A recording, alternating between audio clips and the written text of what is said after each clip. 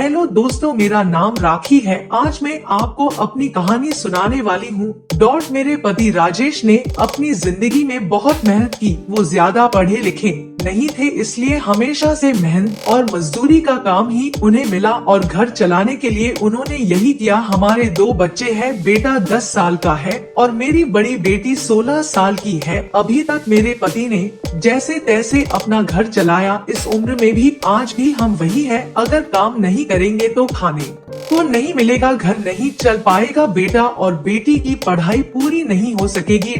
मेरे पति की अब ऐसी स्थिति नहीं थी कि वो मेहनत और मजदूरी कर सके। उनसे अब यह काम नहीं होता था। अब हम क्या करेंगे, कैसे अपनी जिंदगी को आगे बढ़ाए, कैसे कमाए। मुझे और मेरे पति को यही चिंता खाए रहती थी। नौकरी नहीं है तो अब क्या। फिर मुझे एक दिन बैठे यह ख्याल आया कि क्यों ना हम एक छोटा सा ढाबा खोल ले। शहर के बाहर जहाँ से वाहन और गाड़ियाँ आती जाती है, वहाँ टिन का छोटा सा छपरा बनाकर चाय और खाने का एक छोटा ढाबा खोल सकते हैं। मैंने अपने पति से यह कहा। उन्होंने कहा कि दुकान खोलने के लिए पैसे। मैंने कहा टिन का छपरा लगाना है, बस उसके लिए पैसे लगेंगे, बाकी सारा खाना बनाने का सामान हम घर से ले जा सकते हैं। थोड़े पैसे मैंने अपने परिचित से मांगे ताकि हम अपना छोटा सा ढाबा शुरू कर सके। उनके मन में अभी भी संकोच था, वो बार बार मना कर रहे थे, लेकिन मैंने कहा हम एक बार कोशिश करते हैं और ज्यादा कुछ नहीं लगेगा। कुछ दिनों तक मनाने के बाद वो मान गए और हमने एक छोटा सा ढाबा शुरू कर दिया पहले दिन में। और मेरे पति वहाँ अपने ढाबे पर बैठे थे, लेकिन कुछ खास लोग नहीं आए। ढाबा छोटा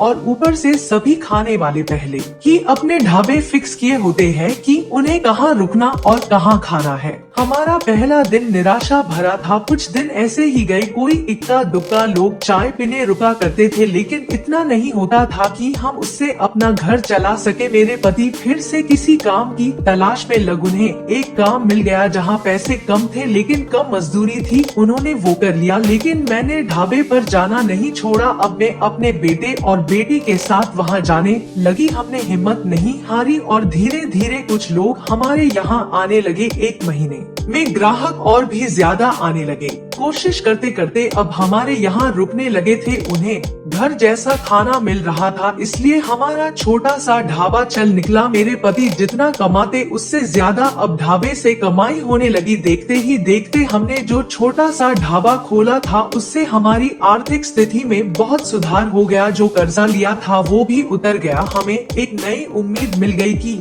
सब कुछ अच्छा चल रहा था। ढाबे को खोले 6 महीने हो गए थे। हमारे चेहरों पर रंगत आ गई थी, लेकिन फिर ऐसा कुछ हुआ जिसके बारे में मैंने सोचा भी नहीं था। एक दिन घर से जब हम लोग ढाबे के लिए जा रहे थे, तब मेरे पति कहते हैं ढाबा आज से बंद, कोई भी अब वहाँ नहीं जाएगा। यह कहते वक्त वो बड़े ही गुस्से में थे। ऐसा गुस्सा मैंने उनके चेहरे पर आज तक नहीं देखा। मैंने बोला क्या हुआ, क्या बोल रहे, इतना अच्छा हमारा ढाबा चल रहा है, आपको क्या हो गया आज। वो बोले, मैंने कहा ना कोई भी अब वहाँ नहीं जाएगा, ना तू ना तेरी बेटी। मैंने बोला आप शांत हो जाइए, आपकी तबीयत ठीक नहीं है, आप आराम करें, हम लोग इस बारे में बात करते हैं।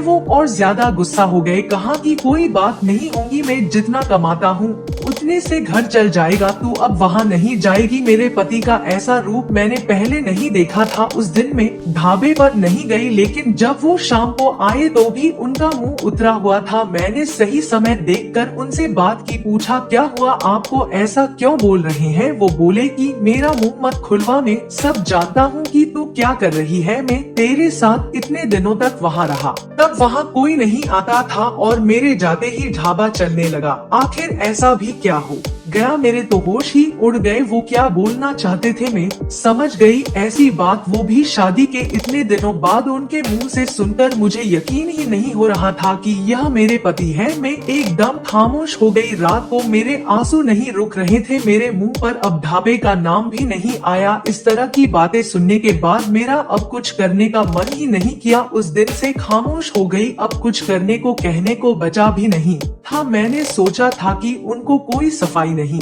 दूंगी, वो अपना काम करते रहें, लेकिन उनकी कमाई कम थी, उससे अच्छे से गुजारा नहीं हो पाता था। कुछ ही दिनों में जो पैसा जमा किया था वो खत्म हो गया। करीब 3 महीने बाद ही उनकी तबीयत खराब हो गई और वो बिस्तर पर आ गए। काम नहीं कर पा रहे थे। मैं जैसे तैसे उन्हें संभाल रही थी। घर में जब पैसा खत्म होने लगा तो कर्जा लेने की नौबत फिर से आ गई। मैं चाहती थी कि कहीं किसी के घर जाकर खाना बनाने या बर्तन धोने का काम करने लगूं, लेकिन उनकी तबीयत खराब थी और मैं नहीं चाहती थी मेरी किसी भी बात के कारण वो फिर उसी तरह की बातें करें।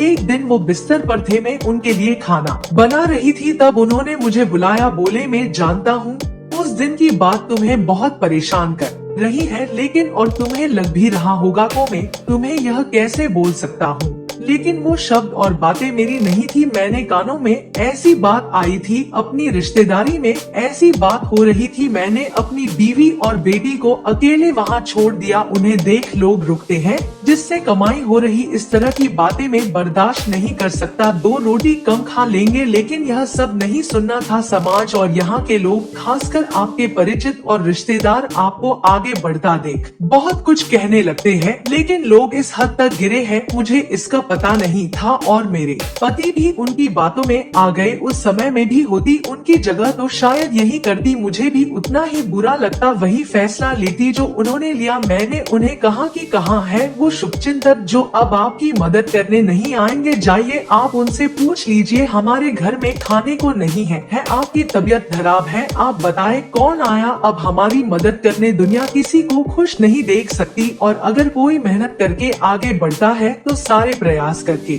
उसे पीछे धकेलने की कोशिश करती है, और आप उनकी बातों में आ गए। वो लोग सफल हो गए, सबको बात बनाना है। अब अगर हम भूख से मर जाएंगे तो भी उन्हें बातें मिल जाएगी। वो लोग कुछ समय तक बोलते, अगर हमें कोई फर्क नहीं पड़ता तो वो थक कर हार मान लेते। वो पीठ पीछे ही इस तरह की बकवास कर सकते हैं, सामने आने की तो उनमें हिम्मत भी नहीं है। उस दिन मेरे पति की आंखें खुल गई। उन्होंने कहा कि तुम सच बोल रही हो, मैं ही पागल था लोगों को सफाई देने और उनके आगे अच्छा बनने में अपना नुकसान करा लिया। जब हम गलत नहीं हैं तो हमें सफाई क्यों देना, क्यों डरना। मुझे माफ कर दो, हमें नहीं, उन्हें बदलना होगी अपनी सोच, और अगर नहीं बदले तो हमें अपने कर्म करते रहना चाहिए। क्या अब हम फिर से कुछ कर सकते हैं? मैंने कहा, कभी भी देर नहीं होती है, हम अब भी कर सकते हैं। मेरे पति बोले, मैं भी अब तुम्हारा साथ दूंगा अगर तुम चाहो तो। मैंने हाँ कहा और फिर एक बार कोशिश की। थोड़ी मुश्किल हुई, लेकिन धीरे धीरे गाड़ी फिर पटरी पर आने लगी, और इसी के साथ इस कहानी की